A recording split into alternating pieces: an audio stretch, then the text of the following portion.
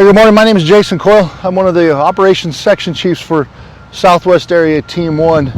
I'm going to dive into a couple different things about our strategy and how our actions and how we communicate that strategy differ depending on which one of the strategies that we have chosen or that we're undertaking.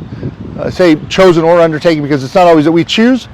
Matter of fact, lots of times we get direction on what we're supposed to pursue, and then how we communicate that differs, and I can appreciate how it could be confusing, so we're going to dig into that a little bit. All right, I think one of the first kind of key points to remember as far as when we go through this is that when it comes to developing a strategy in an environment of uncertainty, which is certainly the conditions that exist out on a wildfire, such as the Doris Point, the Ridge, and both of the ones that make up the Tin Soldier complex, is that we often deliberately defer decisions for as long as possible. So what that means is that we actually, when we have to implement something that will cause us to commit resources or mean that we can't implement another action, we will wait to kind of see what unfolds to do that. And the reason that's important is that as we're discussing things, especially in the next several days as we go through weather patterns that are going to become more favorable for large fire growth and some that are maybe less favorable for large fire growth, that we are going to talk about things with a degree of uncertainty. And that's not because we're afraid to make a decision. It's because we know better than to make a decision too soon and commit to that when things may change. And then all of a sudden you're like, hey, I thought you said you were going to turn left and now you guys turned right. So anyhow, just wanted to get that out there. So there's three broad strategies we'll employ on a wildland fire. And all of those strategies are designed to accomplish the strategic objectives. We define those objectives by looking at my ends, ways, and means, basically. The end is the thing we want to accomplish. The way is how we're going to accomplish it. And the means are the resources that we use to accomplish that. So as I go through these, I'll explain them, each one of the three different strategies and different approaches that we take, and then I think what I just said will make a little bit more sense. So the first one is confine. So in a confined strategy, we prevent the fire from spreading beyond a defined area. And if we looked at like where the Doris Point fire is right now, and we can see we have the Lost Johnny Road that goes way up here, and then we have the Doris Creek Road that goes off to the southwest over there. If we decided that we didn't want the fire to move beyond those roads, that was one of the objectives, and it was underneath that confined strategy, what we would do right now is we would scout that road. We'd figure out how much time it would take to implement the actions necessary to prevent the fire from crossing it. And then we would wait and see. And so if we think that, hey, it's going to take us 3 days to get the resources on site to do the work, 7 days to complete the work, and so that means we need 10 days. If there's a chance that fire is going to impact that area within 14 days, then we would implement actions. So you give ourselves a buffer, basically, and then we implement actions.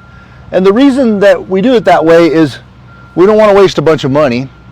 We have we have resources that we compete with other fires for those very same resources. Especially when it comes to working up in timber country, there's only a certain number of skidders, there's only a certain number of harvesters, and if we commit them to an effort that has a low probability of being needed to meet the objectives, they're not available for another incident. So we squander money and we waste critical resources. So that's some of the reasons why we talk about it and why people like me plan things for a very long time. All right, the other thing is contain. So contain a fire. So we'll go up here to the Ridge fire. This is a full suppression strategy, and the intent is to contain the fire within the control lines. Those control lines look different. Sometimes those control lines are road, sometimes they're hand line, sometimes they're dozer line. But our intent there is to keep that fire contained within those control lines. And the other one is point zone protection.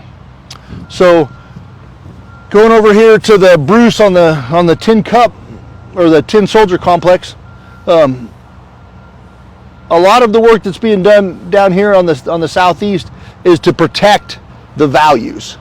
So we call it point/zone protection, because if you think of it like, one cabin could be a point, a subdivision could be a zone. So we protect a point or a zone, but it means the same thing. I think the key part when you hear that is we say point protection, or then that means that we're going to prevent the fire from reaching specific areas, and we are not really concerned about where the fire moves on the landscape outside of those specific areas. All right, so hopefully you guys are with me so far, and I've made a decent job of this. And now I'm going to talk about how we report those numbers. So the idea of our strategy is that we want to put relative strength against relative weakness in all these areas. So that just means that we look for opportunities. We look for places where our work is going to be most effective. If we either have the choice of going along the edge of a road that's got nice wide shoulders and burn off of that, or cutting a line right through the middle of steep timber, we can be way more effective along the road. So in all these strategies, you may see us like, well, I thought they said that it was a contained strategy and they were trying to keep the fire within those footprints or within their control lines. Why didn't they go closer in and just put line right along the edge of it? Sometimes it's too hot. Sometimes the amount of work it takes, we don't have the right people for it. Sometimes it takes too long to complete that work. If you back up to a road, you can make sure the work's done before the fire gets there. So all those kind of factor into there. And we tried to distill all this down into a couple numbers that we report, which, no wonder it's confusing, right? The first thing in both situations, in both when we talk about percent contained and percent complete, I want to say is 0% change does not mean 0% effort. When numbers change, that is basically the culmination of things. So when it comes, I'll explain the most easy one, or the easiest one first. So containment. So when we look at containment, it's just a math problem. It is the perimeter of the fire, and we take the percent of that perimeter that we've controlled the edge of. And when you see that black, that means that we've controlled that edge. So if the fire stays in the same footprint and tomorrow we add this much of a chunk, then you'll see that percent of containment go up. If the fire stays in it, if we don't have any more control line, and then the fire pooches out here and has a lot more edge, you'll see that percent containment go down. That's not going to happen, but that's the way it would be reflected in that number. So that one's pretty straightforward. Percent complete is a little bit more confusing. So when it comes to percent complete, it is based on how much of the total of the cumulative effort required to complete the objectives that we have completed. And I think what I'll explain it briefly, and then maybe we'll do a separate video, and I'll actually bring up the matrix that I use to kind of figure that stuff out. And then if you want a deeper dive, you can have it. But so if we say we're going to protect a power plant, we're going to protect a subdivision, and we're going to protect a historic cabin.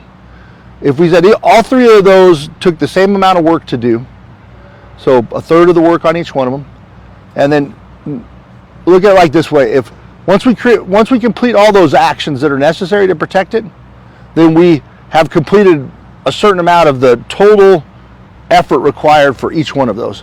So say on all three of them, we've got all the prep work done. So if the fire comes, we think it's going to be okay. We'd probably call that someplace like 35% complete, because all that work is done. Now, as the fire moves through there and is no longer a threat, and we've protected all those, now we probably call it something like 80% complete, because we still have to remove all the structure wrap. If there's anything that we did that could cause erosion, we'd want to correct that before we left that could impact the subdivision. There's work that we have to do. We call it generally just turn back standards. Before we give it back to the forest, there's things we have to do. So we want to complete all that. When we got that done, we'd be 100% done. So in that example, when there's just three of them and they're all equally weighted, it's pretty straightforward. But if one of those was to protect a subdivision, the other one was to protect a pump house, you'd have two items, but it's certainly not splitting the work equally, right? Protecting a subdivision takes a lot more work. So we'll dig into that later, but it's not always that straightforward. The key thing I think that y'all may be wondering about is like why that number went up so much yesterday on the Doris Point fire. And the reason it went up so much is because we did the math that I just explained yesterday, and we reported that number because that's the way that our team does it. And I'm actually going to write it up so we can propose that there be a more consistent way that it's being done. So that way, y'all out there that are on fires and you see these numbers, you won't have to wonder what the heck they mean. They'll actually have value to you. But for right now, that's the way we do it. That's the reason why we do it that way. And that's the difference between the three different strategies. So hopefully that was helpful. Thanks.